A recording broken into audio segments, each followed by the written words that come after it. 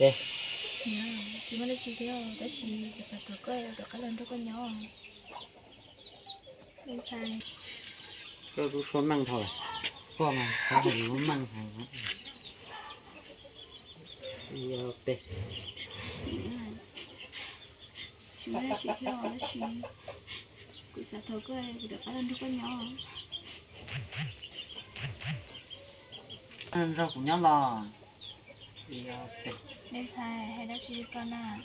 Chị ở đây vào chị lúc coi cái thứ gì được cái lần đó con nhỏ đó. Bố chị biết cũng được.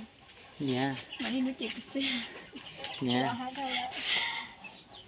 Chắc cũng chị vô lo là. Bỏ hả liệu. Nha. Cái gì của chị nhẹ, của chị cả. Rau vào nhót sao, chị nhẹ vào chị cả rau vào nhót sao. Giờ đây. Bây giờ thì vào năm đó có nhá vào chị coi vào chị hữu coi cái thứ chị cả vào năm bên thai nha chị không chị mà bị chị nhiều rồi chị thành nó vào nhớ sao Thôi vô mình thấy ơi. Có coi dùng xài tiền chơi một chút thuốc con nó.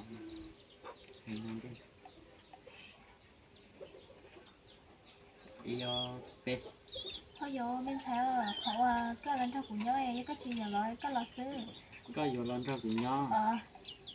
cái giờ lọ này ạ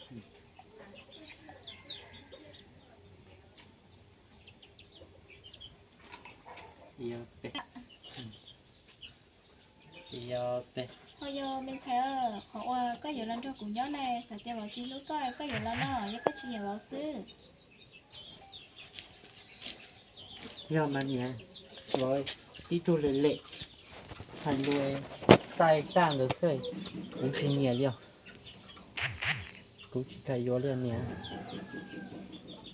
Giờ đây. giờ mà nè với cái thứ hình đuôi tay tay nữa xe cũng chỉ cả vô theo cũng chỉ nhẹ luôn Đây cũng chắc chắn là rất là tí nữa nha. Cũng nhẹ. Một con nữa. Sao dòng ốc quá. Chắc chắn là cơ bản chỉ là cái thân nào của cô thế tại đây cũng chắc chắn là rồi.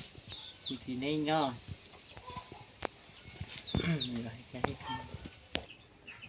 thì đây được cái lần đưa của chị nên nhớ của tao là bên thấy chị tao là trong cái thẻ lo có cái giờ là chị có lần đưa có chị nhớ chị tao là nè